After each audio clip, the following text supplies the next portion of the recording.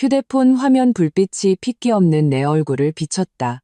카카오톡 대화창에 선명하게 찍힌 5개의 빨간 숫자.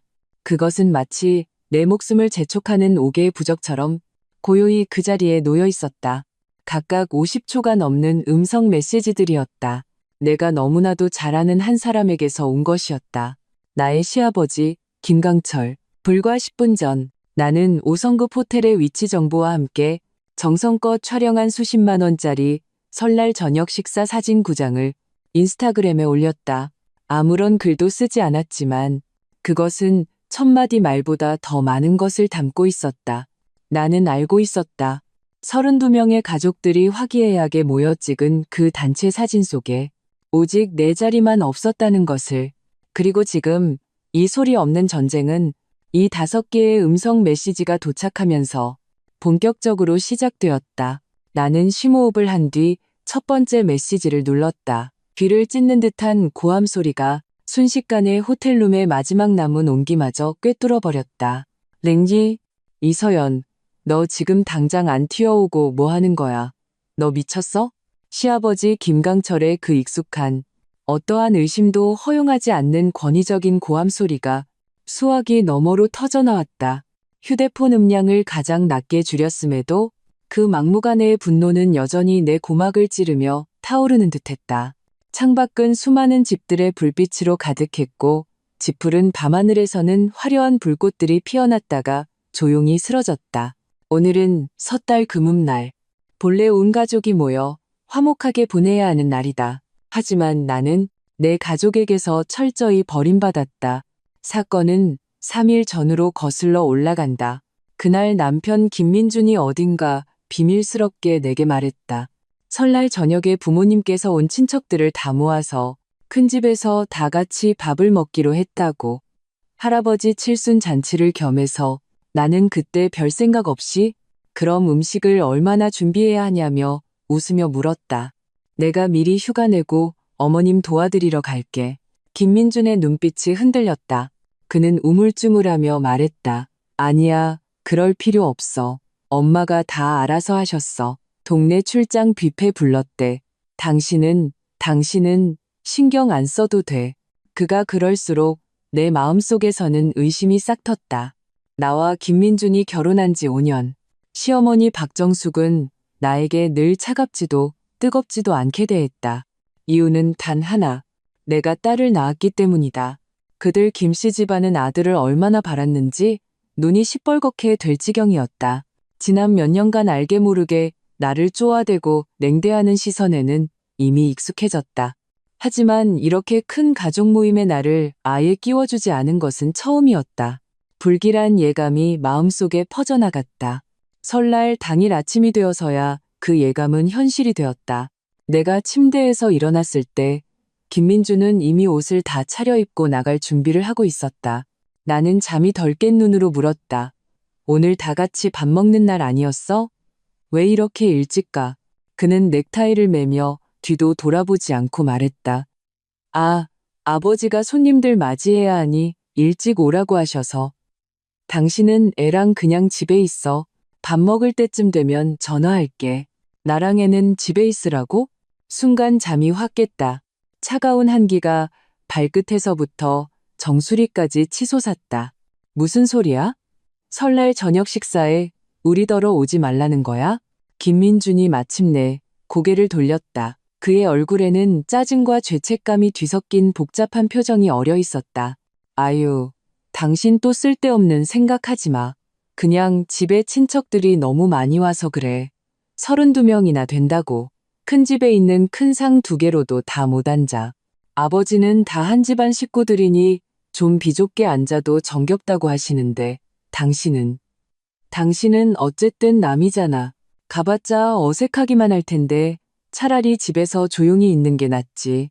남, 그 한 글자가 독을 바른 강철바늘 2개가 되어 내 심장을 무자비하게 찔렀다. 결혼 5년, 그들 김씨 집안에 아이를 낳고 온갖 집안일을 도맡아 했는데 결국 시아버지 눈에 나는 여전히 그저 남일 뿐이었다. 내 목소리는 분노로 미세하게 떨렸다. 김민준, 다시 한번 말해봐.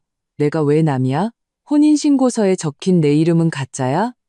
당신 딸도 당신 성을 따랐는데 그럼 걔도 남이야? 좀 조용히 해. 김민주는 즉시 딸아이의 방을 긴장한 듯 쳐다봤다. 애 듣겠어.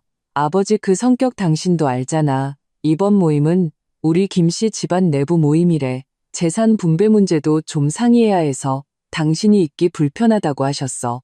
재산 분배라니 얼마나 우습고 옹색한 변명인가. 시아버지 김강철은 집안에서 절대적인 존재다. 그가 결정한 일에 누가 감히 이 일을 제기하겠는가? 32명이나 모아서 상의할 필요가 있다고? 이건 명백히 오래전부터 계획된 나를 겨냥한 음모였. 노골적인 모욕과 배제. 그들은 이런 방식으로 나에게 알려주려는 것이었다. 이 집에서나 이서연은 아무런 존재감도 없는, 있어도 그만 없어도 그만인 사람이라는 것을. 그 순간 내 마음은 완전히 차갑게 식어버렸다. 지난 5년간 받았던 모든 서름이 둑이 터진 홍수처럼 순식간에 나를 덮쳤다. 무심코 던져졌던 차가운 말들, 내가 아들을 낳지 못했다는 이유로 쏟아졌던 경멸의 시선들, 결코 따뜻해지지 않던 시어머니와의 관계, 그 모든 것들이 이 순간 가장 명확한 답을 찾았다. 그래, 김씨 집안 내부 모임, 잘났네. 나는 기가 막혀 헛웃음이 나왔지만 눈물은 속절없이 눈가에 맺혔다. 당신도 김씨 집안 사람이니 가야지. 온 가족이서 즐거운 식사하길 바라. 나는 몸을 돌려 더 이상 그를 보지 않았다. 한 번만 더 그의 얼굴을 봤다가는 그의 뺨을 때리는 것을 참지 못할 것 같았다. 내가 5년간 사랑했고 그를 위해 모든 것을 바쳤던 이 남자. 자신의 부모가 나를 모욕할 때 변명 한마디조차 하지 않았다. 그의 침묵, 그의 묵인이 시아버지의 남이라는 말보다 나를 더 절망하게 했다. 김민준도 나의 단호함을 느꼈는지 다가와 내 손을 잡으려 했다. 나는 그 손을 뿌리쳤다. 그가 한숨을 쉬며 부드러운 목소리로 말했다. 서연아, 화내지 마. 이번 한 번만, 응, 내가 약속할게. 딱 이번 한 번만이야. 설 지나고 내가 아버지 어머니께 제대로 말씀드릴게. 명절인데 시끄럽게 만들지 말자. 꺼져. 나는 이 사이로 한 글자를 내뱉었다. 김민준의 얼굴도 굳어졌다. 그는 아마도 내가 이성을 잃었다고 생각했을 것이다. 그는 더 이상 아무 말도 하지 않고 차 키를 집어들고는 뒤도 돌아보지 않고 나가버렸다. 현관문이 쾅 소리를 내며 닫혔다. 안과 밖, 두세 개를 갈라놓았고 이 집에 대한 나의 마지막 희망마저 완전히 산산조각 냈다. 딸아이가 문 닫히는 소리에 놀라 잠에서 깨 눈을 비비며 방에서 나왔다. 엄마, 아빠 어디 갔어? 우리 언제 할아버지 댁에 밥 먹으러 가? 아무것도 모르는 딸의 천진난만한 얼굴을 보자 내 마음은 칼로 도려내는 듯 아팠다. 나는 몸을 숙여 딸아이를 힘껏 껴안았다. 눈물이 마침내 터져 나왔다.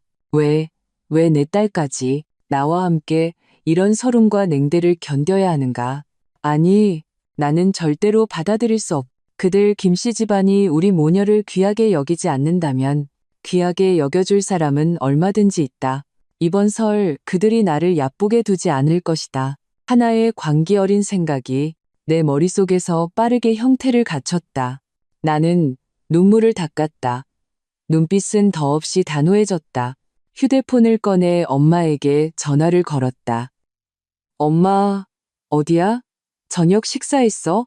아니, 이제 막 준비하려고. 시부모님께서 오라고 안 하시니? 엄마의 목소리에는 걱정이 묻어 있었다. 나는 냉소하며 방금 있었던 모든 일을 그대로 이야기했다. 전화기 저편, 엄마는 거의 30초간 침묵했다. 그리고 나는 분노를 억누르는 엄마의 목소리를 들었다. 잘났네, 정말. 그 김씨 집안, 정말 사람 너무 무시하는구나. 딸아, 울지 마. 아빠랑 엄마가 지금 바로 갈게. 기다려. 이번 설 우리끼리 보내자. 그 사람들보다 훨씬 더 잘 보낼 거야. 전화를 끊자 마음속의 서름과 분노가 배출구를 찾은 듯했다. 나는 침실로 달려가 옷장을 열었다. 가장 비싸서 한 번도 입지 못했던 샤넬 코트를 꺼내 입었다. 그리고 딸아이에게도 가장 예쁜 공주 드레스를 입혔다. 거울 속 정성껏 화장한 내 모습이 비쳤다. 눈빛에는 더 이상 한 점의 나약함이나 물러섬도 없었다. 오늘 나는 그들 김씨 집안 모든 사람들에게 똑똑히 보여줄 것이다. 나 이서연은 그들이 마음대로 주무를 수 있는 그런 물렁한 사람이 아니라는 것을, 그들이 없어도 내 세상은 더욱 빛날 것이라는 것을. 부모님은 내가 생각했던 것보다 훨씬 빨리 도착하셨다. 30분 후 초인종이 울렸다. 문을 열자 먼 길을 달려오신 듯한 부모님이 문 앞에 서 계셨다. 양손에는 설 선물이 가득했고 얼굴에는 감출 수 없는 분노와 안쓰러움이 가득했다. 이 바보 같은 딸아, 이렇게 큰 서름을 당하고 왜 진작 말 안 했어? 엄마는 들어오자마자 눈시울이 붉어지며 나와 딸아이를 품에 안았다. 아빠는 굳은 얼굴로 손에 든 물건들을 현관장에 쿵 소리가 나게 내려놓으셨다. 평생 교직에 몸담으시며 누구와도 얼굴 붉힌 적 없던 분이셨다. 하지만 지금 그의 목소리에는 전례 없는 분노가 담겨 있었다. 이런 법이 어디 있나. 이건 사람 목에 올라타서 똥을 싸는 격이야. 서연아, 이 결혼 못 살겠으면 당장 이혼해. 아빠 엄마가 너희 모녀 먹여 살리지 못할 것 같아? 나를 위해 분노하시는 부모님의 모습을 보니 내 마음속 마지막 망설임도 눈 녹듯 사라졌다. 나는 고개를 저었다. 눈빛은 확고했다. 아빠, 엄마, 이혼이 말처럼 쉬운 건 아니에요. 하지만 이 분풀이는 꼭 해야겠어요. 오늘 그 김씨 집안이 보란 듯이 그들 없이 제가 얼마나 잘 사는지 똑똑히 보여줄 거예요. 나는 내 계획을 털어놓았다. 엄마는 듣자마자 즉시 찬성했다. 그래, 그래야지. 왜 우리 집 귀한 딸이 그런 억울한 꼴을 당해야 해? 가자. 지금 당장 가. 서울에서 제일 좋은 호텔로 가자. 엄마가 돈 내줄게. 아빠는 좀 과한 것 아닌가 생각하시는 듯 했지만 나의 단호한 태도를 보시고는 결국 고개를 끄덕이셨다. 그래, 가거라. 돈이 문제냐. 자존심이 문제지. 그 김씨 집안이 우리를 얕보게 둘 순 없지. 부모님의 지지를 얻자 나는 즉시 행동에 나섰다. 휴대폰 예약 앱을 켜고 망설임 없이 도심에서 가장 명성이 자자한 5성급 호텔 시그니엘 서울을 선택했다. 이 호텔의 설날 특별 코스는 가장 저렴한 것도 수백만 원부터 시작했다. 평소에는 감히 상상도 못할 곳이었다. 하지만 오늘 나는 눈 하나 깜짝하지 않고 200만 원짜리 금옥만당 코스를 예약했다. 심지어 특별 요청 사항에 한강이 보이는 럭셔리 룸으로 달라고 적었다. 결제를 완료하는 순간 나는 전례 없는 통쾌함을 느꼈다. 이 돈은 내가 지난 몇 년간 프리랜서 디자이너로 일하며 모아둔 비상금이었다. 민준과 그의 가족들은 전혀 몰랐다. 나는 늘 아껴 쓰느라 제대로 써보지도 못하고 따라 이 교육비로 남겨두려 했었다. 하지만 이제 깨달았다. 아내와 딸조차 지켜주지 못하는 가정, 사람을 존중할 줄 모르는 가정에 아무리 많은 돈을 줘봤자 무슨 소용이 있겠는가. 여자는 먼저 자기 자신을 사랑할 줄 알아야 남들도 그녀를 사랑해주는 법이다. 30분 후 우리 네 식구는 택시를 타고 시그니엘 호텔 앞에 도착했다. 눈부시게 화려한 로비, 단아한 유니폼을 입고 몸매가 아름다운 직원들, 공기 중에 은은하게 퍼지는 아로마 향과 우아한 클래식 음악, 이 모든 것이 김씨네 큰 집에 시끄럽고 비좁으며 기름 냄새 가득한 환경과 극명한 대조를 이루었다. 딸아이는 이렇게 예쁜 곳에 처음 와본 터라 신이 나서 사방을 둘러보았다. 작은 얼굴에는 호기심과 기쁨이 가득했다. 엄마도 감탄하며 말했다. 이야, 여기 정말 대단하구나. 드라마에 나오는 궁궐 같네. 아빠는 근엄한 표정을 유지하려 애쓰셨지만 살짝 올라간 입꼬리가 그의 현재 심정을 드러내고 있었다. 예약 정보를 확인하자 지배인이 직접 우리를 호텔 최고층에 있는 한강뷰룸으로 안내했다. 거대한 통유리창 밖으로는 서울 전체의 화려한 야경이 펼쳐져 있었다. 강위를 떠다니는 유람선의 불빛은 마치 흐르는 은하수 같았다. 룸 내부의 인테리어는 더없이 호화로웠다. 거대한 크리스탈 샹들리에 벨벳 식탁보가 깔린 원목 테이블, 정교한 도자기 식기들, 모든 디테일이 품격을 드러내고 있었다. 정말 좋다. 정말. 엄마는 부드러운 의자 등받이를 쓰다듬으며 진심으로 감탄했다. 나는 웃으며 부모님께 말했다. 아빠, 엄마, 오늘 마음껏 드시고 마음껏 마셔요. 딸이 돈 많아요. 곧이어 요리들이 하나씩 서빙되었다. 대게찜, 최상급 한우구이, 활전복, 신선로, 모든 요리가 마치 예술 작품 같았다. 플레이팅은 정교했고 향기는 유혹적이었다. 우리 가족은 함께 둘러앉았다. 평생 고지식 하셨던 아빠도 오늘만큼은 특별히 고급 전통주 한 병을 시켜 엄마와 잔을 기울이셨다. 식사 내내 우리는 담소를 나누고 웃음꽃을 피웠다. 딸아이는 가장 좋아하는 새우튀김을 신나게 먹었다. 분위기는 따뜻하고 화목했다. 이것이 내가 원했던 설날 저녁 식사였다. 이것이 바로 가족이 가져야 할 온기였다. 이에 비해 나는 지금쯤 김씨네 큰 집의 풍경을 상상할 수 있었다. 32명의 식구가 두 개의 상에 비좁게 모여 앉아 목소리를 높이며 떠들고 침을 튀기고 있겠지. 시어머니 박정숙은 부엌과 식탁 사이를 팽이처럼 오가며 온 식구 시중을 들고 있을 것이다. 그리고 시아버지 김강철은 상석에 앉아 마치 왕이라도 된 듯 온갖 아첨을 즐기고 있을 테고, 그는 이미 자신이 남이라고 규정했던 며느리가 문 밖에 내쳐졌다는 사실을 까맣게 잊었을 것이다. 그 생각을 하니 내 마음속의 원망과 분함이 다시금 끌어올랐다. 아니, 이대로 끝낼 수는 없다. 나는 그들에게 내가 지금 얼마나 여유롭고 행복한지 알려줘야 했다. 그 32명의 사람들에게 그들 눈에 있으나 마나했던 내가 과연 어떤 삶을 살고 있는지 똑똑히 보여줘야 했다. 나는 휴대폰을 꺼내 심호흡을 했다. 정성껏 각도를 골라 사진을 찍기 시작했다. 내 팔뚝보다도 큰 대게찜을 찍고 그릇에 담긴 황금빛 신선로를 클로즈업했다. 창밖의 환상적인 한강 야경도 찍었고 우리 네 식구가 잔을 부딪히며 건배하는 따뜻한 모습도 담았다. 마지막으로 나는 휴대폰 카메라를 금박으로 장식된 메뉴판으로 향했다. 금옥만당 코스 영원이라는 글자를 선명하게 찍었다.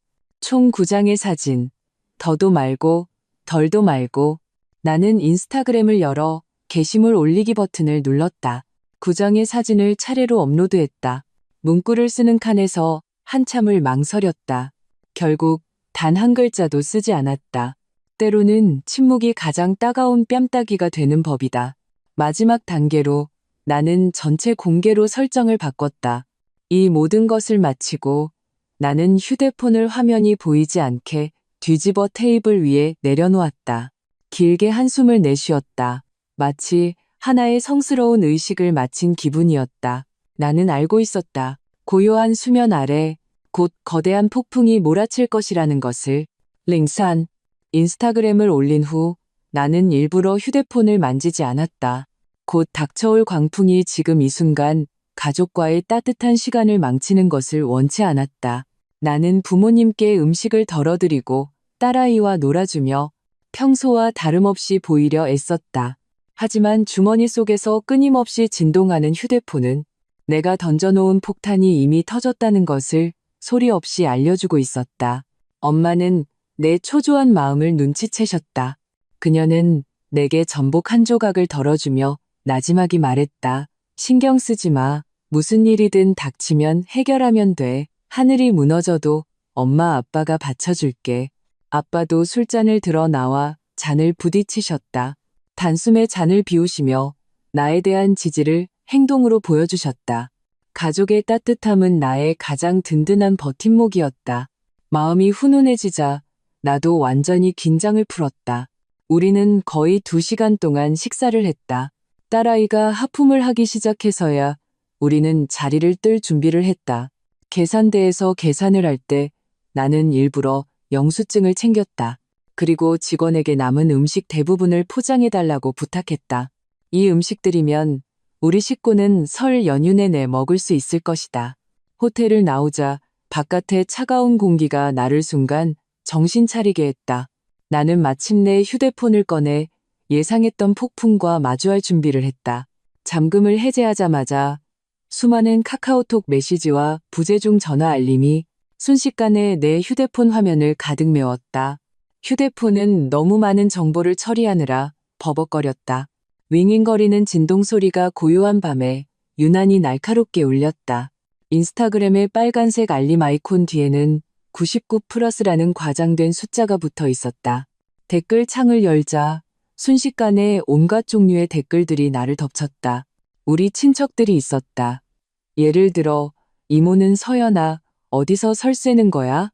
너무 근사하다. 부럽다. 라고 썼고 그 아래에는 좋아요가 줄지어 있었다. 내 동창들과 친구들은 대부분 놀라움과 부러움을 표했다. 대박, 시그니엘 설날 디너? 완전 재벌 사모님이네. 서연아 돈벼락 맞았어? 나도 좀 데려가. 그리고 더 많은 댓글은 김씨 집안 쪽 친척들에게서 온 것이었다. 그들의 댓글은 각양각색이었고 의미심장했다. 민준의 사촌 누나, 평소에 자잘한 이득 챙기기를 좋아하는 그 여자는 이렇게 댓글을 달았다. 어머, 재수씨 올해는 큰 집에 안 오셨네요. 밖에 나가서 비싼 밥 드시고 돈도 많으셔. 우리처럼 집에서 그냥 집밥 먹는 사람이랑은 다르네. 글자 사이사이에는 시큼한 질투가 배어 있었다. 민준의 먼 친척 아저씨는 아래에 이렇게 남겼다. 여기 시그니엘 아니야? 나 저번에 대표님 모시고 한번 가봤는데 이 정도 상차림이면 200만 원은 훌쩍 넘을 텐데 우리 민준이 지난 몇 년간 정말 출세했구나. 그는 명백히 내가 쓴 돈을 민준의 공으로 돌리고 있었다. 가장 앞권은 시어머니 박정숙의 여동생, 그러니까 나의 이모 할머니였다. 그녀는 물음표를 연달아 보냈다. 서연아, 너 지금 이게 무슨 짓이야? 명절에 온 가족이 큰 집에서 너 기다리고 있는데 너 혼자 밖에 나가서 흥청망청 먹고 마시고? 이 댓글을 보고 나는 실소를 터뜨릴 뻔했다. 나를 기다린다고? 그들이 쾅 소리를 내며 문을 닫았을 때 나를 기다릴 생각은 조금도 없었으면서 나는 이 위선적이고 우스꽝스러운 말들의 답할 가치도 느끼지 못하고 바로 김민준과의 카톡방을 열었다. 예상대로 그는 내게 수십 개의 메시지를 보냈고 부재중 전화도 7, 8통이나 남겼다. 처음 몇 개의 메시지는 비교적 차분한 어조였다. 여보, 어디야? 왜 전화 안 받아? 인스타에 올린 거 무슨 뜻이야? 누구랑 같이 있는 거야? 하지만 그가 내 친척들의 댓글, 특히 이모 할머니의 댓글을 본 후 그의 말투는 순식간에 변했다. 질문과 분노로 가득 차 있었다. 이서연, 너 일부러 그런 거지? 우리 집안 친척들 앞에서 망신 주려고 작정한 거지? 알아? 지금 아버지 얼굴 시퍼렇게 질리셨어. 온 가족이 나한테 이게 어떻게 된 일이냐고 묻는데 내가 뭐라고 말해야겠어? 당장 그 인스타 삭제해. 당장? 들었어? 빨리 집으로 와. 무슨 일이든 집에 와서 얘기해. 이 히스테릭한 글들을 보며 나는 분노보다는 허수음이 나왔다. 그는 지금까지도 오직 자기 아버지의 체면, 그들 김씨 집안의 망신만을 걱정하고 있었다. 내가 왜 그렇게 했는지, 내가 얼마나 큰 서름을 당했는지는 단 한 번도 생각하지 않았다. 나는 그의 어떤 메시지에도 답장하지 않았다. 바로 그때 새로운 카카오톡 음성통화 요청이 화면에 떴다. 김민준이었다. 나는 잠시 망설이다가 거절 버튼을 눌렀다. 내가 통화를 끊자마자 나를 소름 끼치게 하는 그 프로필 사진이 튀어나왔다.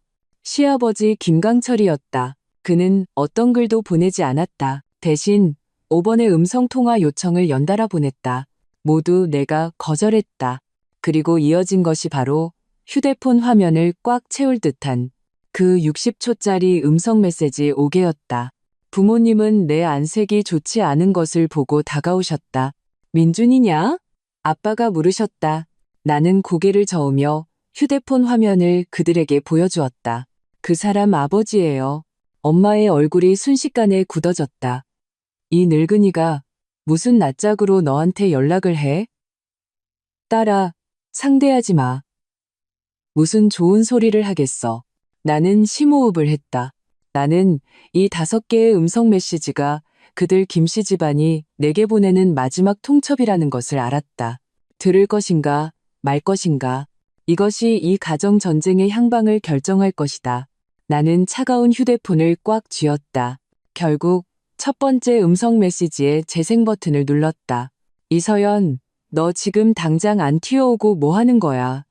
너 미쳤어? 그 익숙하고 거친 고함 소리가 휴대폰 스피커를 통해 선명하게 흘러나왔다.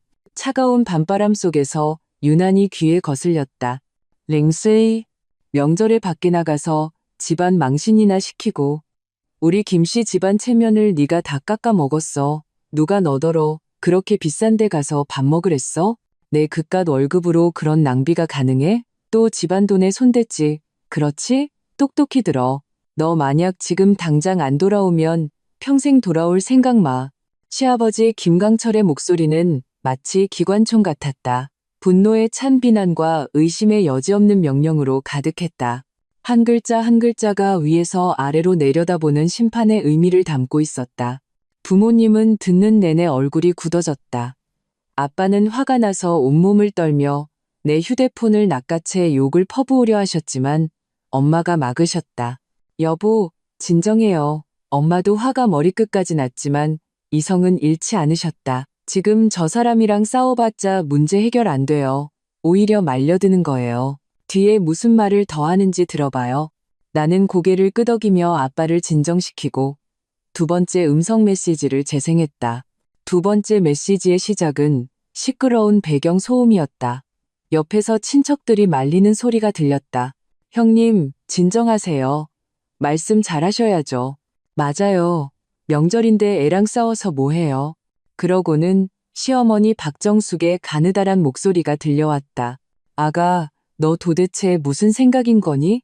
아버님 너 때문에 심장병 도지시겠다. 오늘 우리가 너 큰 집에 오라고 안 해서 서운한 거 알아. 근데 집이 정말 자리가 없어서 그랬잖니? 우리 사정 좀 이해해주면 안 되겠니? 꼭 이렇게 일을 크게 만들어서 모든 친척들 앞에서 망신을 줘야 속이 시원해? 그녀의 목소리는 타이르는 듯했지만 글자 사이사이에는 온통 비난이 담겨 있었다. 모든 잘못을 내게 돌리고 있었다. 내가 철이 없고 토라져서 일을 크게 만들었다고. 마치 내가 무리한 억지를 부리는 사람인 것처럼. 그녀는 남이라는 그 세 글자에 대해서는 입도 번긋하지 않았고 그들이 어떻게 나를 문전박대한지에 대해서도 일절 언급하지 않았다.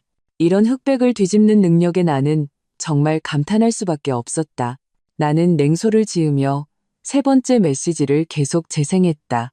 세 번째 메시지에서 시아버지의 목소리는 첫 번째보다 확연히 낮아져 있었지만 그 막무가내의 기세는 조금도 줄지 않았다. 네가 지금 어디서 누구랑 있든 상관없어. 30분 안에 큰 집 대문 앞에 나타나. 똑똑히 들었어? 네가 아직 민준이를 남편으로 생각하고 우리 집안을 네 집으로 생각한다면 당장 튀어와. 그렇지 않으면 뒤실은 책임 못 져. 이것은 노골적인 협박이었다. 그는 나의 결혼, 나의 가정을 가지고 나를 협박하고 있었다. 그는 내가 감히 그러지 못할 것이라고, 내가 미련을 버리지 못할 것이라고 확신했다. 그는 가장으로서의 위엄을 내세우기만 하면 내가 지난 5년 동안 늘 그랬던 것처럼 꽐꽐이 고개를 숙이고 조용히 순종할 것이라고 생각했다. 하지만 그는 틀렸다. 그가 남이라는 그 말을 내뱉었을 때, 김민준이 그 모든 것을 묵인했을 때 나는 이 집에 대해 이미 완전히 실망했다. 존중할 줄 모르는 집은 미련을 가질 가치조차 없다. 네 번째 음성 메시지는 몇 초간의 침묵 끝에 김민준의 목소리가 들려왔다. 아마 아버지에게서 휴대폰을 빼앗은 듯했다. 여보, 제발, 내가 빌게. 응? 제발 빨리 와. 아버지 정말 화나서 쓰러지시기 직전이야. 고혈압 있으신 거 알잖아. 만약 잘못되기라도 하면 어떡해? 다른 건 다 제쳐두고 내 체면을 봐서라도 우리 아이를 봐서라도 그만 좀 해. 응? 그의 목소리는 피곤함과 애원으로 가득했다. 애처롭게 들렸지만 내게는 역겹게만 느껴졌다. 만약 그가 정말 나를, 이 가정을 소중히 여겼다면 아침에 그렇게 뒤도 돌아보지 않고 떠나지 않았을 것이다.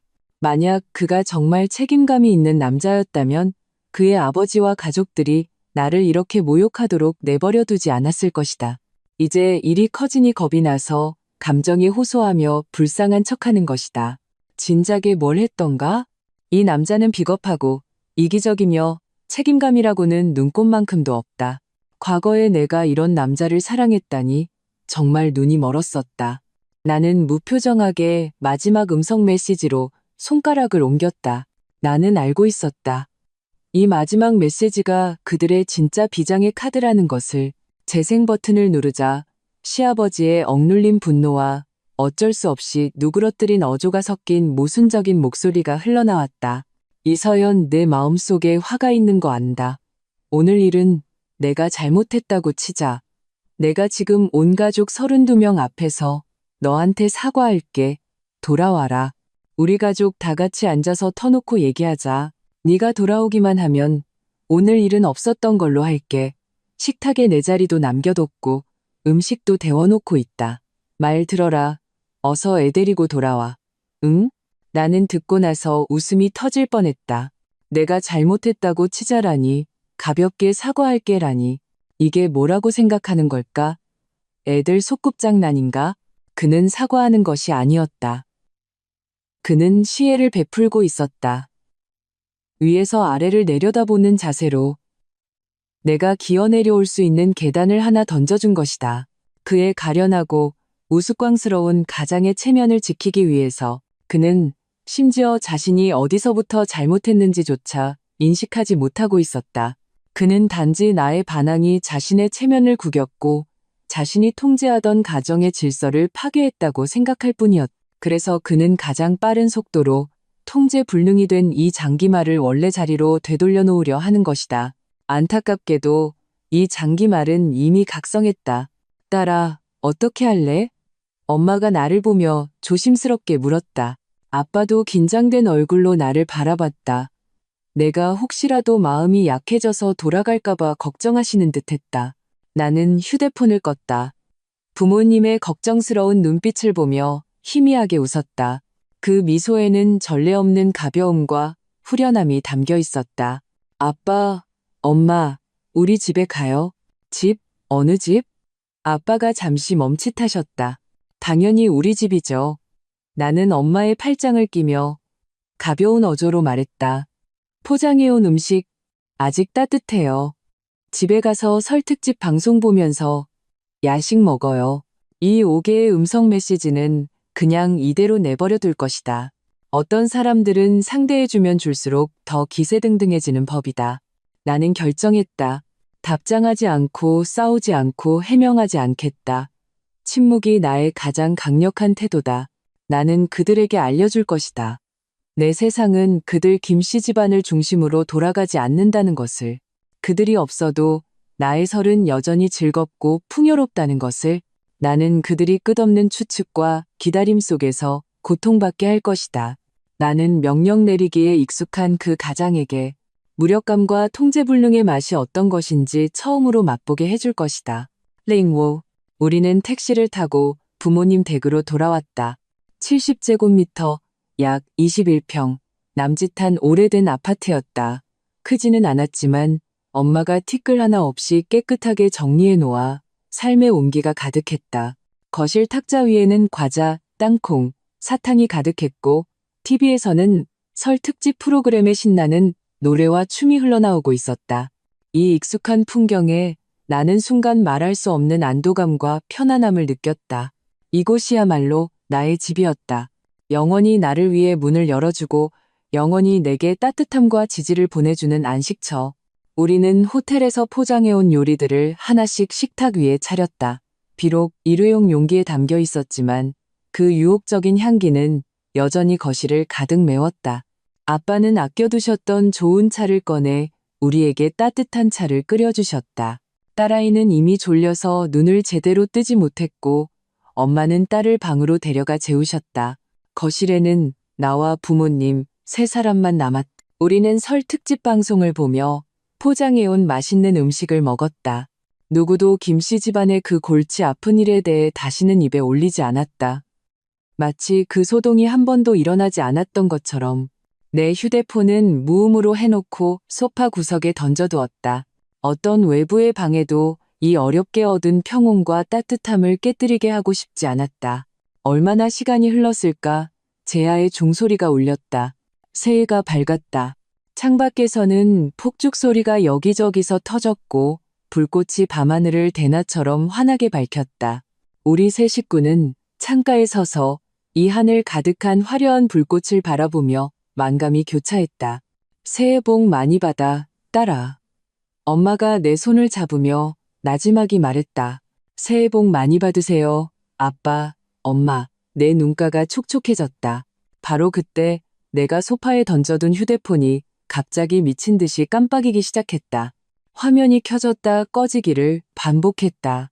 김민준이었다. 그는 끈질기게 연달아 전화를 걸어오고 있었다. 아빠가 흐긋 보시더니 미간을 찌푸리며 말했다. 저 녀석 아직도 끝을 모르네. 나는 다가가 휴대폰을 집어들고 화면을 보았다. 김민준의 수십 통의 부재중 전화 외에도 카카오톡에는 또 수십 개의 안 읽은 메시지가 쌓여 있었다. 김민준, 시어머니, 그리고 그 외의 이모, 고모들의 메시지였다. 나는 짜증이 나서 휴대폰 전원을 꺼버리려 했다. 하지만 바로 그때 새로운 카카오톡 메시지 알림이 떴다. 낯선 번호로 친구 추가 요청이 들어왔다. 요청 메시지에는 이렇게 적혀 있었다. 서연아, 남인준이 사촌 누나야. 빨리 전화 좀 받아봐. 큰일 났어. 또 그 입 가벼운 사촌 누나였다. 본능적으로 무시하고 싶었지만 큰일 났어라는 세 글자가 내 마음을 철렁하게 했다. 설마 시아버지가 정말 화병으로 쓰러져서 병원에 실려가기라도 한 걸까? 비록 그가 뼈에 사무치게 미웠지만 어쨌든 어른이셨다. 만약 정말 나 때문에 잘못되기라도 한다면 내 마음도 편치 않을 터였다. 망설임 끝에 나는 결국 친구 추가 요청을 수락했다. 수락하자마자 상대방에게서 바로 전화가 걸려왔다. 카카오톡 음성통화였다. 나는 받았다. 전화기 저편에서 사촌 누나에 다급하면서도 어딘가 고소해야 하는 듯한 이상한 목소리가 들려왔다. 어머, 내 동서, 드디어 전화를 받네. 빨리 와봐야겠어. 집안이 아주 난장판이야. 무슨 일인데요? 내가 차갑게 물었다. 무슨 일이긴, 너 때문이지. 사촌 누나의 목소리가 한 옥타브 높아졌다. 네가 그 인스타 올리자마자 큰아버님 얼굴이 그 자리에서 굳어버리셨어. 너한테 음성 메시지 보내도 답장 없지. 전화해도 안 받지. 화가 나셔서 말이야. 우리 모두 보는 앞에서 휴대폰을 그냥 던져버리셨다니까. 네가 아주 하늘 무서운 줄 모른다고? 나는 속으로 냉소했다. 이건 다 내가 예상했던 바였다. 그래서요? 그래서 다들 그냥 일시적인 투정일 거라고 달랬지. 근데 1시간이 다 되도록 네가 아무 소식이 없으니까 큰아버님이 완전히 폭발하신 거야. 밥상을 그냥 엎어버리셨어. 뭐라고요? 나는 깜짝 놀랐다. 밥상을 엎었다고요? 김강철의 성질머리가 내 상상보다도 더 불같았다. 그럼 상다리가 부러져라 차린 음식이 전부 바닥에 쏟아졌지. 우리 식구들 설날 저녁밥도 제대로 못 먹었어. 민준이가 말리다가 뺨까지 맞았다니까. 마누라 하나 제대로 간수 못하는 한심한 놈이라고 욕먹으면서 지금은 말이야. 온 가족이 다 너한테 손가락질하고 있어. 네가 아주 집안 망치는 재앙 덩어리라고. 명절에 온 식구 편안할 날 없게 만든다고. 그녀가 과장되게 늘어놓는 말을 들으며 나는 화가 나기는커녕 오히려 좀 우스웠다. 이 소동은 처음부터 끝까지 그들이 자초한 것이 아니었던가? 만약 그들이 나를 배척하지 않았다면 이런 일이 벌어질 리가 없었다. 저한테 이런 말을 하는 이유가 뭐예요? 내가 담담하게 물었다. 다 너 걱정돼서 그러지? 사촌 누나는 가식적으로 말했다. 재수씨, 언니 말 한번 들어봐. 지금이라도 빨리 와서 큰아버님께 무릎 꿇고 빌어. 그럼 혹시 모르지? 일이 해결될지도. 안 그러면 이 결혼 됐어요. 나는 그녀의 말을 끊었다. 제 일은 제가 알아서 해요. 그러고는 전화를 끊으려 했다. 아, 끊지 마. 사촌 누나는 다급해졌다. 아직 할 말이 남은 모양이었다. 그녀는 서둘러 더 충격적인 소식을 던졌다. 이게 끝인 줄 알아? 진짜 하이라이트는 이제부터야. 큰아버님이 밥상 엎고 나서 한참을 마당에 혼자서 계셨어. 우리가 아무리 말려도 소용없었지. 그러더니 갑자기 집으로 뛰어들어오셔서 외투 하나 집어들고 밖으로 나가시는 거야. 어우, 내 심장이 쿵 내려앉았다. 강한 불안감이 밀려왔다. 그분이 어디 가셨는데요? 전화기 저편에서 사촌 누나의 목소리가 잠시 멈췄다. 그리고는 과장되면서도 비밀스러운 어조로 한 글자 한 글자 힘주어 말했다. 그분이 그러시더라. 그년이 제 발로 안 기어오면 내가 직접 가서 잡아오겠다고. 어디 하늘 무서운 줄 모르고 까부는지 내 눈으로 똑똑히 봐야겠다고 말이야. 지금 시어머니랑 민준이랑 세 사람이 차 타고 나갔어. 너 잡으러. 랭라우? 그들이 나를 잡으러 온다고 했다. 이 소식은 마치 천둥처럼 내 머릿속을 강타했다. 나는 순간 얼어붙었다. 전화기 저편에서 사촌 누나가 계속 떠들어대는 소리도 들리지 않았다. 나는 시아버지 김강철이 이렇게까지 미친 짓을 할 줄은 꿈에도 몰랐다. 체면도 없는 사람인가? 명절에 며느리 잡으러 처가에 쳐들어온다고? 이걸 동네 사람들이라도 보게 되면 그들 김씨 집안의 체면은 뭐가 되겠는가? 딸아, 왜 그래? 엄마가 내 창백한 얼굴을 보고 긴장하며 물었다. 나는 전화를 끊고 사촌 누나의 말을 부모님께 전했다.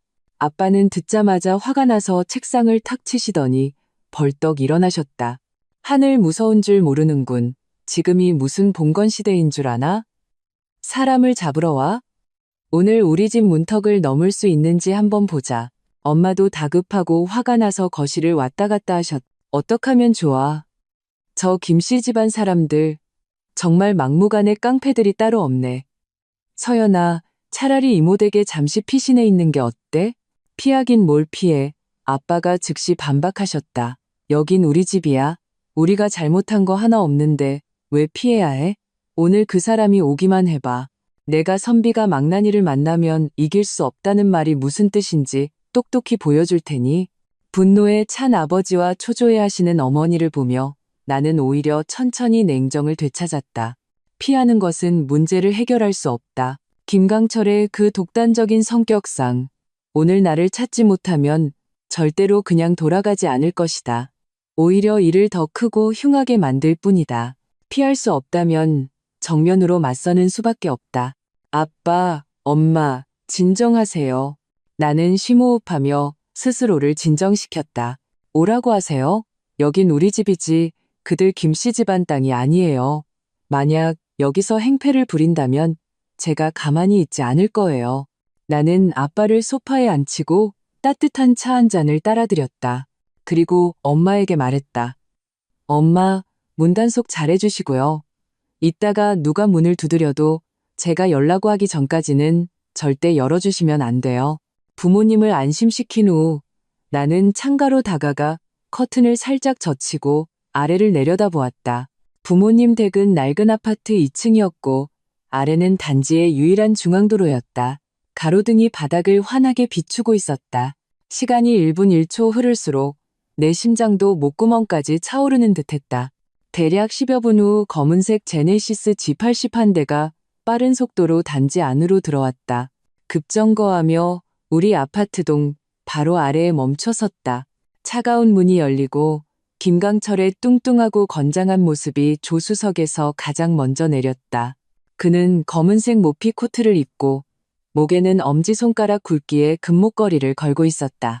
가로등 불빛에 번쩍이며 눈부신 빛을 냈다. 그는 고개를 들어 우리 집 창문을 쳐다보았다.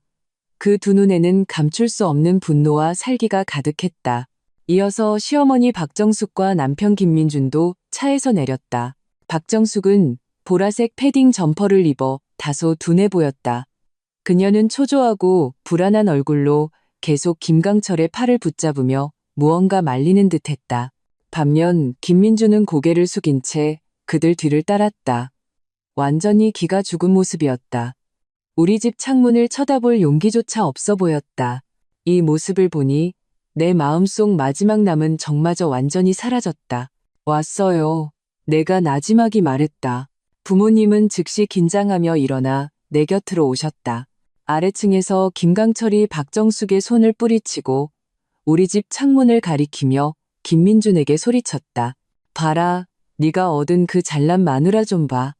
명절에 온 가족을 원숭이처럼 놀리고 자기는 처가에 숨어서 편하게 쉬고 있었어. 너 오늘 전연을 끌어내리지 못하면 너도 집에 돌아올 생각? 마. 그냥 전연 따라서 이씨로 성을 갈아버려. 김민주는 욕을 바가지로 먹으며 고개를 더욱 깊이 숙였다. 그는 마지못해 휴대폰을 꺼내 다시 내게 전화를 걸기 시작했다. 나는 휴대폰 화면에 깜빡이는 남편이라는 두 글자를 보며 참을 수 없는 아이러니를 느꼈다. 나는 바로 무음 버튼을 눌렀다. 받지 않았, 안 받아? 그래, 잘났어?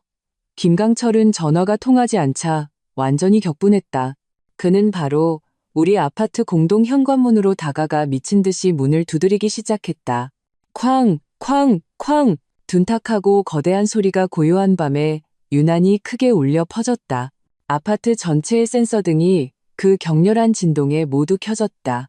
문 열어, 이서연, 문 열어. 안에 있는 거 다 알아. 숨어있을 배짱은 있고 문 열 배짱은 없냐. 김강철은 문을 두드리며 목이 터져라 고함을 질렀다. 그의 고함 소리는 금세 이웃들의 주의를 끌었다. 하나둘씩 창문이 열리고 사람들이 고개를 내밀어 아래를 보며 수군거렸다. 저기 2층이 선생님 댁사위 아니야? 명절에 웬 난리래? 들어보니까 며느리가 친정으로 도망 온 것 같은데 저 남자 너무하네. 할 말이 있으면 조용히 해야지 저게 무슨 짓이야. 그러게 꼴 좀 봐. 험상궂은 게 사람 잡아먹겠어. 이웃들의 수군거림이 크지도 작지도 않게 아래 세 사람의 귀에 정확히 들렸다. 박정숙의 얼굴이 붉어졌다 하얘지기를 반복했다. 그녀는 창피해서 김강철을 말리려 했지만 또다시 뿌리쳐졌다. 뭘 봐. 우리 집안일에 당신들이 무슨 상관이야. 김강철은 고개를 내민 이웃들을 향해 소리치고는 다시 문을 두드렸다. 힘이 더욱 세졌다. 아빠는 화가 나서 혈압이 오르시는지 가슴을 부여잡으며 말했다. 망나니, 저건 완전 망나니야. 나는 아래층에서 미친 사람처럼 날뛰는 저 남자를 보며 눈빛이 완전히 차갑게 식었다. 그는 우리 부모님께 피해가 갈지, 이웃관계에 영향이 갈지는 전혀 신경 쓰지 않았다. 그는 오직 자신의 권위가 도전받았는지 아닌지만 신경 썼다. 당신이 체면을 버렸으니 나도 더는 봐주지 않겠어. 나는 휴대폰을 꺼내 각도를 조절했다. 미친 듯이 문을 두드리는 김강철을 향해 녹화 버튼을 눌렀다. 그리고 나는 평온하게 부모님께 말했다. 아빠, 엄마, 방에 계세요. 나오지 마세요. 말을 마치고 나는 현관으로 다가가 심호흡을 한 뒤 문을 열었다. 랭치, 나는 아래로 내려가지 않았다. 그저 우리 집 문을 열고 계단 복도에 서서 아래층 공동 현관 앞에 있는 세 사람을 위해서 아래로 내려다보았다. 복도의 센서 등이 순간 켜지며 나를 환한 빛 속으로 감쌌다. 아래에서 미친 듯이 문을 두드리던 김강철은 문 열리는 소리를 듣고 동작을 멈췄다. 그는 고개를 들어 계단 위에 서 있는 나를 보았다. 분노로 충혈된 그의 두 눈에서 순간 사람을 해칠 듯한 빛이 뿜어져 나왔다. 이제야 기어 나오냐. 평생 쥐새끼처럼 숨어 살 줄 알았더니. 그가 나를 가리키며 흥분으로 목소리가 갈라졌다. 나는 그의 고함을 무시하고 그의 뒤에 서 있는 김민준을 차갑게 쳐다보며 한 글자 한 글자 힘주어 물었다. 김민준 씨, 한밤중에 당신 부모님 모시고 와서 우리 친정집 문을 부수는 게 당신이 말한 책임이라는 건가요? 내 목소리는 크지 않았지만 텅 빈 복도에서 유난히 선명하게 울렸다. 어떠한 의심도 허용하지 않는 관통력이 있었다. 김민준의 몸이 움찔했다. 그는 나를 쳐다보지도 자기 아버지를 쳐다보지도 못했다. 그저 고개를 더욱 깊이 숙였다. 마치 잘못을 저지른 아이처럼 어쩔 줄 몰라 손을 어디에 둬야 할지조차 모르는 모습이었다. 저놈이랑 무슨 말을 섞어. 김강철은 내가 자신을 무시하고 김민준에게 따져 묻자 분노를 참지 못했다. 너, 내려와. 지금 당장, 즉시 나랑 같이 집으로 가. 그는 명령조였다. 마치 내가 그의 며느리가 아니라 마음대로 부릴 수 있는 하인인 것처럼. 나는 그의 그 당연하다는 듯한 얼굴을 보며 문득 웃음이 나왔다. 집으로요? 어느 집으로요? 내가 반문했다. 나를 남 취급하며 설날 저녁 밥상에도 끼워주지 않는 그 집 말인가요? 아니면 당신이 화나면 마음대로 밥상을 엎고 아들을 때리고 휴대폰을 던지는 그 집 말인가요? 김강철 씨, 당신은 대체 무슨 근거로 제가 그곳으로 돌아갈 거라고 생각하시죠? 나는 처음으로 그의 이름을 불렀다. 김강철은 내가 감히 자신에게 그렇게 말할 줄은 예상하지 못했는지 완전히 얼어붙었다. 그의 얼굴 근육이 극도의 분노로 뒤틀렸다. 너 방금 나를 뭐라고 불렀어? 그가 나를 가리키는 손가락이 떨렸다. 김강철 씨라고 불렀는데요. 뭐 문제 있나요? 나는 그를 잡아먹을 듯한 시선을 피하지 않고 맞섰다. 나이만 내세워서 존중받으려 하고 며느리를 남 취급하며 배척하고 모욕했을 때부터 생각했어야죠. 저 역시 더 이상 당신을 어른으로 존경할 필요가 없다는 것을요. 이게 진짜 하늘 무서운 줄 모르고. 김강철은 화가 나서 온몸을 떨었다. 그는 김민준을 가리키며 소리쳤다. 민준아, 너 들어봐. 전현이 지금 하는 말 좀 들어보라고. 뭘 꾸물거리고 있어? 올라가서 당장 끌어내려. 김민준은 아버지의 고함에 마침내 고개를 들었다. 그는 나를 보았다. 그의 눈빛은 애원과 고통스러운 갈등으로 가득했다. 그는 입을 열어 무언가 말하려는 듯 했지만 결국 발걸음을 옮겨 계단을 오르기 시작했다. 멈춰. 내가 날카롭게 소리쳤다. 김민준의 발걸음이 마치 못에 박힌 듯 계단 중간에 멈췄다. 나는 그를 뚫어지게 쳐다보았다. 심장이 실망감으로 한 뼘 한 뼘 차가워졌다. 나는 그에게 기회를 주었다. 아침에 그가 집을 나설 때부터 내가 인스타그램을 올리고 그가 수십 통의 전화를 걸어왔을 때까지 나는 계속 기다렸다. 그가 남자답게 나서서 나를 위해 한마디라도 해주기를, 내 앞에 서서 나를 막아주기를. 하지만 없었다. 단 한 번도 없었다. 지금 그의 아버지가 나를 끌어내리라고 명령하자 그는 비록 망설였지만 결국 올라왔다. 김민준 씨, 내가 마지막으로 묻겠어요. 내 목소리는 얼음장처럼 차가웠다. 오늘 당신은 어느 편에 설 건가요? 당신의 이 막무가내에 자기 며느리를 모욕하는 아버지 편에 설 건가요? 아니면 당신네 온 가족에게 배척당해 갈 곳 없는 아내인 내 편에 설 건가요? 오늘 여기서 모든 이웃들이 보는 앞에서 확실한 대답을 주세요. 나는 우리 사이에 있던 모든 위선적인 평화의 가면을 갈기갈기 찢어버렸다. 나는 그를 몰아붙여야 했다. 그가 선택하도록. 복도 전체가 순간 조용해졌다. 몇몇 집 창문에서 희미한 TV 소리만 들려올 뿐이었다. 모든 사람의 시선이 계단 중간에서 이러지도 저러지도 못하는 김민준에게 집중되었다. 그의 얼굴이 하얘졌다 파래지기를 반복했고 이마에는 가는 땀방울이 맺혔다. 한쪽은 자신을 낳고 기르고 모든 것을 준 아버지, 한쪽은 5년간 동고동락하며 아이까지 낳아준 아내. 나는 이 선택이 그에게 잔인하다는 것을 알았다. 하지만 이건 모두 그들이 나를 이렇게 만든 결과였다. 서연아, 김민준이 힘겹게 입을 열었다. 목소리는 건조하고 갈라졌다. 아버지는 그냥 순간적으로 화가 나셔서 그런 거야. 당신이 좀 이해해줘. 우리 집에 가서 차분히 얘기하자. 응? 그는 여전히 미봉책을 쓰려 하고 책임을 회피하려 했다. 집에 가자고요? 나는 냉소했다. 좋아요. 그럼 지금 당신 아버지한테 말해요. 오늘 이 일은 그분이 잘못한 거라고. 저와 우리 부모님께 사과하라고요. 그분이 사과하면 나도 당신 따라 돌아갈게요. 꿈깨.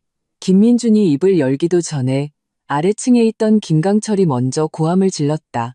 내가 너희한테 사과를 해? 다음 생에나 해. 김민준, 너 당장 내려와. 내가 오늘 똑똑히 알았다. 전녀는 키워봤자 은혜도 모르는 배은망덕한 년이야. 이 결혼, 이혼이야. 이혼. 내가 시켜. 아버지, 제발 좀 그만하세요. 김민준이 마침내 뒤돌아 아버지에게 소리쳤다. 그리고 그는 다시 고개를 돌려 거의 애원하는 듯한 눈빛으로 나를 보았다. 서연아, 제발 나 좀 그만 몰아붙여. 응? 아버지는 연세도 많으시고 성격이 원래 저러시잖아. 당신이 좀 참아주면 안 돼? 참아달라고요? 나는 이 세 글자를 되뇌었다. 거대한 비애가 가슴에 차올랐다. 내가 충분히 참지 않았나요? 결혼 5년 동안 당신 어머니가 아들 못 낳는다고 알게 모르게 구박할 때 나 참았어요. 당신 친척들이 우리 집에서 이득 보려 할 때도 나 참았어요. 오늘 당신네 온 가족 32명이 나를 원숭이 취급하고 나 혼자 문 밖에 내쫓았을 때도 나 참으려고 했어요. 그런데 당신들은요? 당신들은 단 한 번이라도 나를 가족으로 생각해 준 적 있나요? 김민준 씨, 당신 양심은 개나 줘버렸어요? 내 목소리는 흥분으로 미세하게 떨렸다. 한 글자 한 글자가 가슴에서 짜는 피 같았다. 나의 질책은 무거운 망치가 되어 김민준의 심장을 강타했다. 그는 힘없이 고개를 떨궜다. 입술을 달싹였지만 한마디도 하지 못했다.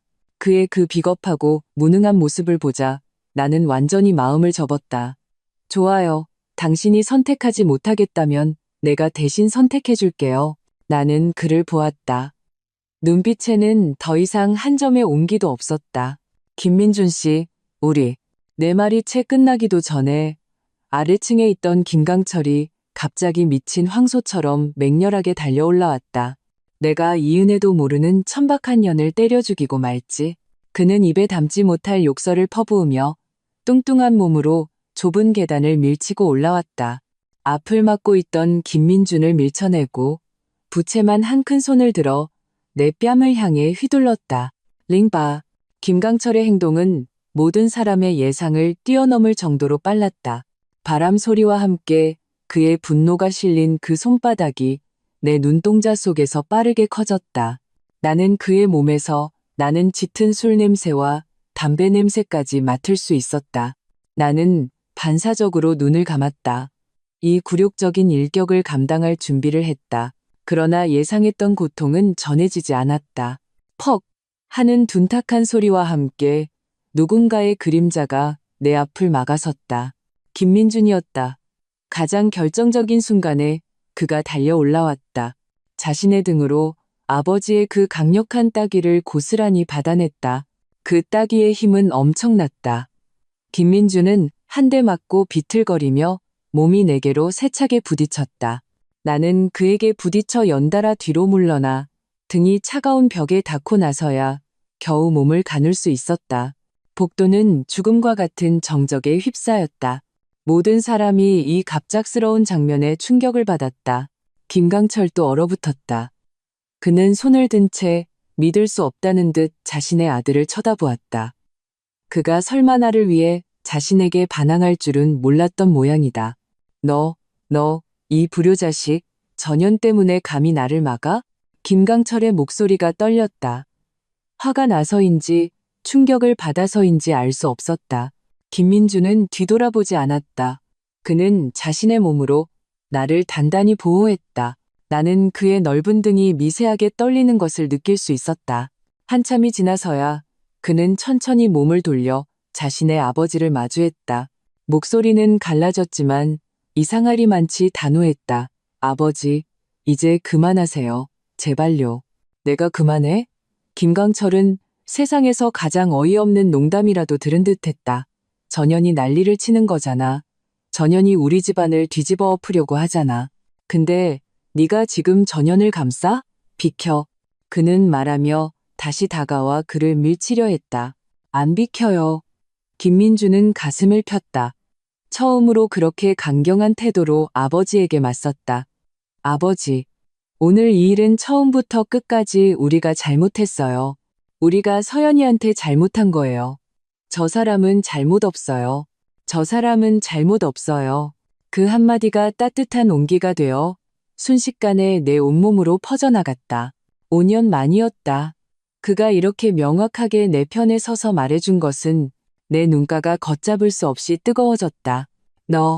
김강철은 그의 그 한마디에 말문이 막혀 한참을 아무 말도 하지 못했다. 그는 김민준을 가리켰다가 다시 나를 가리켰다. 화가 나서 입술이 파르르 떨렸다. 그래, 좋아. 아주 파리 안으로 굽는구나. 내가 널 헛키웠어. 남 때문에 내 애비 말도 안 들어? 그 사람은 남이 아니에요. 김민준의 목소리가 갑자기 높아졌다. 제 아내고 우리 아이 엄마고 우리 김씨 집안 사람이라고요. 아버지, 언제쯤이면 아시겠어요? 저 사람은 우리가 마음대로 버리고 모욕할 수 있는 물건이 아니에요. 제 가족이라고요. 김민준의 이 말은 힘이 있었다. 김강철뿐만 아니라 아래층에서 감히 소리도 내지 못하던 박정숙과 구경하던 이웃들까지 모두 얼어붙게 만들었다.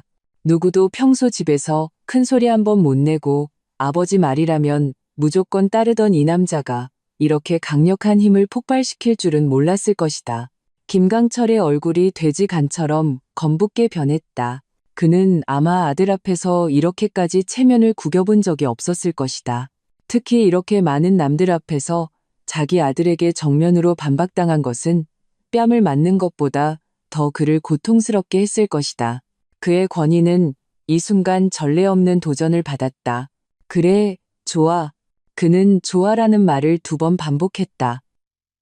눈 속의 분노는 오히려 서서히 꺼져갔다. 대신 차갑고 소름 끼치는 실망감이 그 자리를 채웠다. 그는 더 이상 달려들지도 고함을 지르지도 않았다. 그저 김민준을 뚫어지게 쳐다보며 한 글자 한 글자 힘주어 말했다.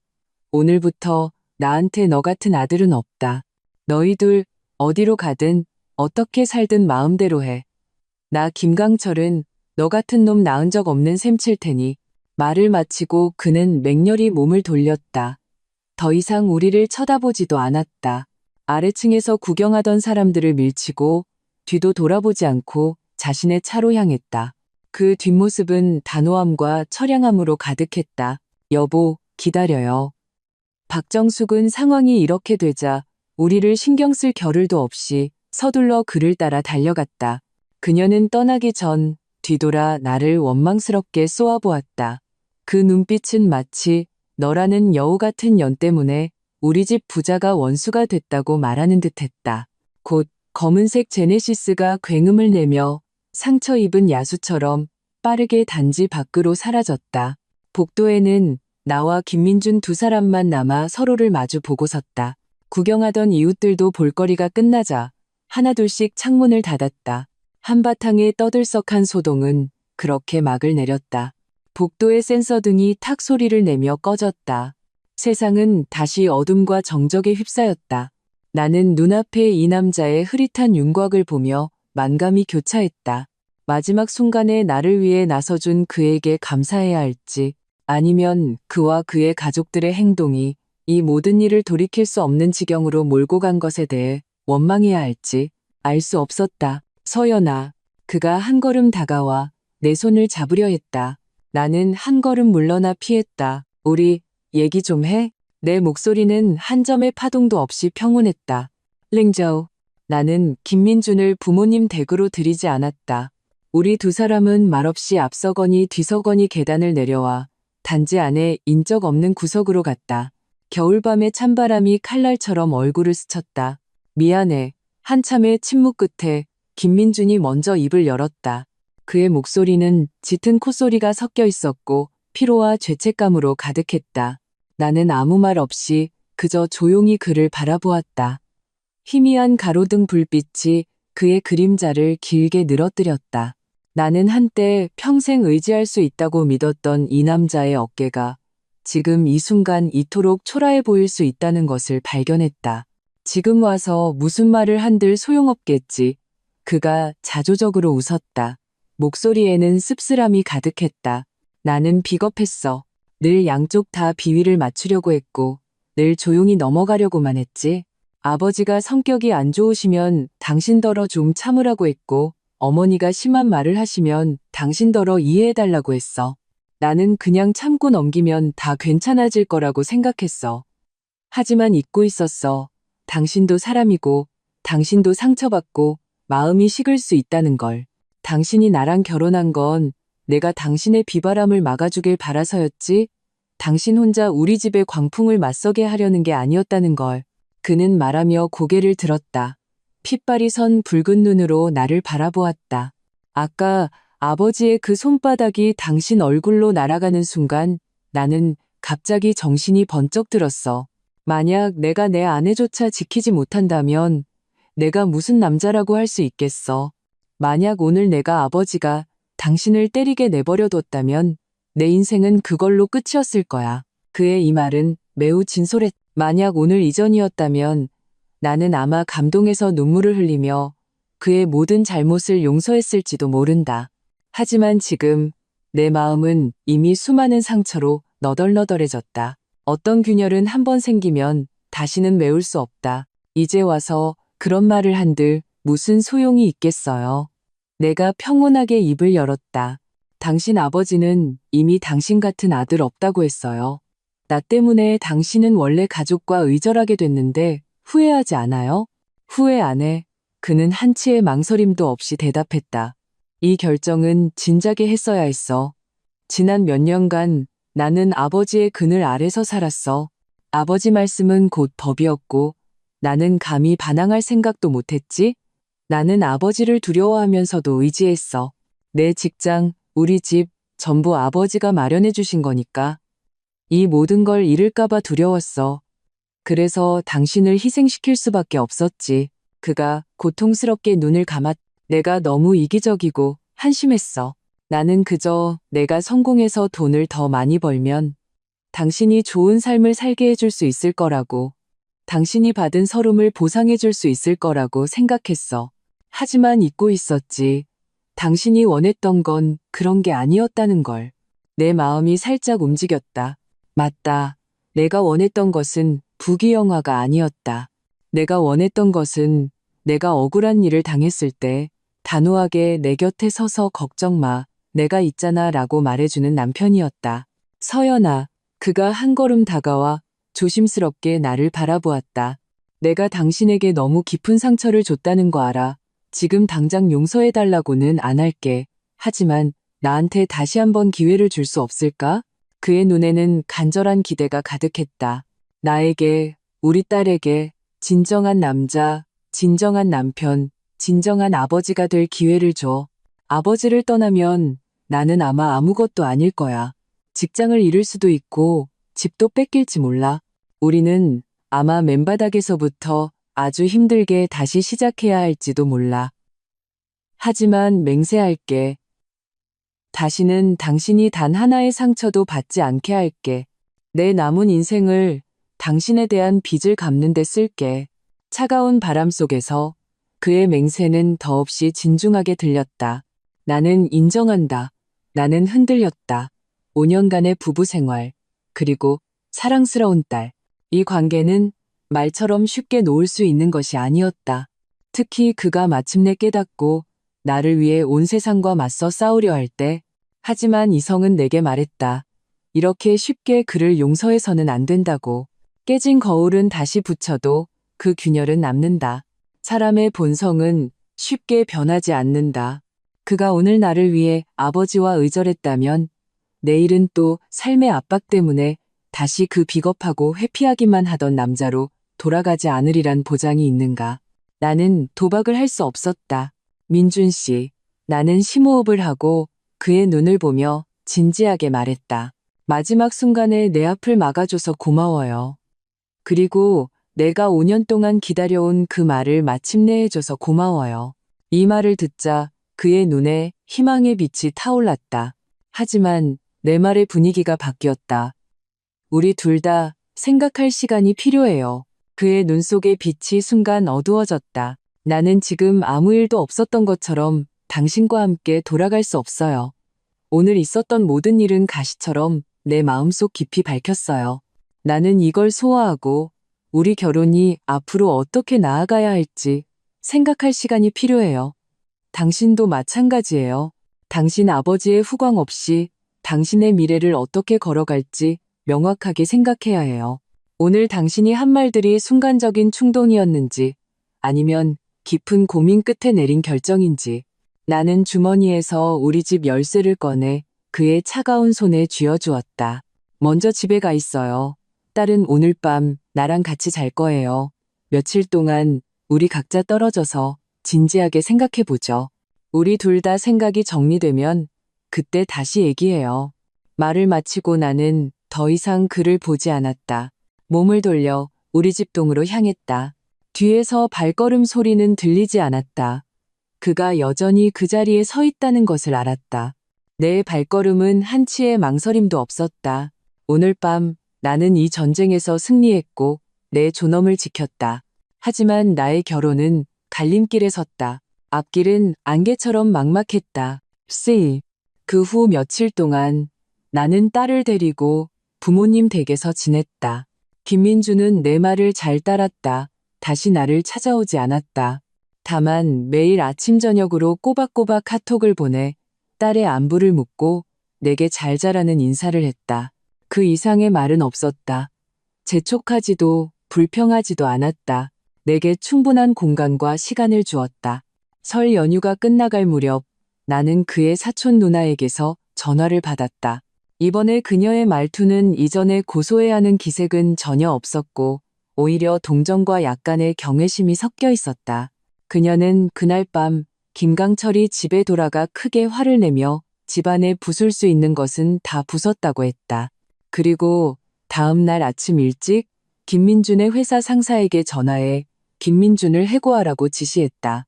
뿐만 아니라 김민준 명의의 모든 은행 계좌를 동결시키고 지금 우리가 사는 신혼집도 되찾아오겠다고 공언했다. 이건 아주 민준이를 죽이려는 거야. 호랑이도 제 새끼는 안 잡아먹는다는데 큰아버님 이번엔 정말 단단히 마음먹으셨어. 사촌 누나가 전화기 저편에서 감탄하듯 말했다. 나는 들으면서도 마음속에 큰 파동은 없었다.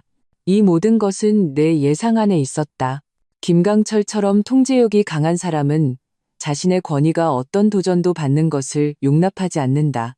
김민준의 배신은 그의 분노에 완전히 불을 지폈다. 그는 가장 극단적인 방식으로 김민준에게 알려주려 하는 것이다. 자신을 떠나면 그는 아무것도 아니라는 것을. 그는 김민준을 막다른 길로 몰아 결국 자신에게 돌아와 무릎 꿇고 꼬리를 흔들며 애원하게 만들려 하는 것이다. 그래서 김민준 씨는요? 내가 담담하게 물었다. 그 사람? 다음 날 바로 집에서 나왔어. 회사 근처에 작은 원룸 하나 얻어서 지낸다고 들었어. 상사가 해고는 안 시켰지만 그것도 큰아버님 체면 봐준 거겠지. 가장 한직 부서로 발령 냈대. 월급도 반토막 나고 기본적으로 그냥 투명인간 취급하는 거지. 사촌 누나가 한숨을 쉬었다. 지금 민준이 정말 비참해. 근데 솔직히 말해서 재수 씨, 나 이번엔 정말 당신한테 감탄했어. 지난 몇 년간 그분한테 감히 대들고 심지어 이긴 사람은 당신이 처음이야. 전화를 끊고 내 마음은 말할 수 없이 복잡했다. 김민준의 현재 처지는 내가 만든 것이나 다름없었다. 하지만 나는 후회하지 않았다. 만약 나의 존엄이 그의 타협과 희생을 통해 얻어져야 한다면 그런 결혼은 필요 없다. 일주일 후 연휴가 끝났. 그날 오후 나는 김민준에게서 전화를 받았다. 한번 만나서 이야기하고 싶다고 했다. 나는 동의했다. 우리는 우리 집 근처의 한 카페에서 만났다. 며칠 못 본 사이에 그는 살이 빠지고 초췌해져 있었다. 수염도 깎지 않아 덥수룩했다. 하지만 그의 눈빛은 이전 그 어느 때보다도 맑고 단단했다. 그는 아무런 군말 없이 가방에서 서류 뭉치 하나를 꺼내 내 앞에 내밀었다. 이게 뭐예요? 내가 물었다. 열어봐. 나는 의아해하며 서류를 열었다. 첫 번째는 사직서였다. 회사 상사의 서명이 있었다. 두 번째는 부동산 임대차 계약서였다. 우리 딸 학교 근처에 방 2개짜리 집을 얻은 것이었다. 세 번째는 상세한 사업 계획서였다. 자신의 전문 지식을 활용해 친구와 함께 창업할 계획이었다. 마지막으로 그는 은행 카드 한 장을 꺼내 서류 위에 올려놓았다. 여기 내가 지난 몇 년간 모은 내 모든 돈이야. 많지는 않아. 2억 원 정도. 비밀번호는 당신 생일이야. 그가 나를 보았다. 눈빛은 더없이 진솔했다. 서연아, 나 이제 아무것도 없는 거 알아. 직장도 잃었고 집도 잃었고 차도 아마 며칠 내로 아버지한테 뺏길 거야. 당신과 딸에게 예전 같은 풍족한 생활을 해줄 수는 없어. 하지만 나한테는 다시 시작할 결심과 당신과 이 가정을 위해 평생을 바칠 약속이 있어. 사직한 건 더 이상 아버지의 통제 아래서 살고 싶지 않아서야. 집을 얻은 건 우리와 딸에게 누구의 방해도 받지 않는 새로운 가정을 만들어주고 싶어서야. 창업을 선택한 건 내 두 손으로 당신과 딸에게 미래를 만들어주고 싶어서야. 내가 앞으로 얼마나 많은 돈을 벌 수 있을지, 얼마나 크게 성공할 수 있을지 장담은 못해. 하지만 이건 장담할 수 있어. 오늘부터 우리 집은 당신이 결정해. 내가 버는 돈 한 푼까지 전부 당신에게 맡길게. 집안의 모든 크고 작은 일은 다 당신 뜻에 따를게. 우리 부모님 문제는 내가 알아서 할게. 다시는 그분들이 우리 생활을 방해하는 일 없게 할게. 나는 당신과 우리 딸만 있으면 돼. 그는 단숨에 많은 말을 했다. 마지막에는 눈시울이 붉어졌다. 나는 조용히 들었다. 그가 나를 위해, 우리의 미래를 위해 계획한 모든 것을 보았다. 내 마음은 거대한 따뜻함에 휩싸였다. 이 남자, 그는 한때 비겁했고 물러섰을지 모른다. 하지만 그는 결국 나를 위해 하늘을 떠받치고 땅을 지탱할 수 있는 진정한 남자로 성장했다. 나는 즉시 대답하지 않았다.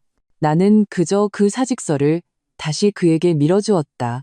그리고 그 임대차 계약서와 창업 계획서를 집어들고 꼼꼼히 읽어보았다. 한참 후 나는 고개를 들어 그를 향해 희미하게 웃었다. 창업 자금 2억 원으로는 부족해요. 나한테 3억 원 더 있어요. No. 김민준이 맹렬히 고개를 들었다. 믿을 수 없다는 듯이 나를 바라보았다. 햇살이 카페의 유리창을 통해 우리 몸 위로 쏟아져 내렸다. 나는 알았다. 우리의 결혼은 가장 거센 폭풍우를 겪었지만 마침내 비가 갠 뒤 맑은 하늘을 맞이했다. 새해, 새로운 삶, 모든 것은 이제 막 시작이었다.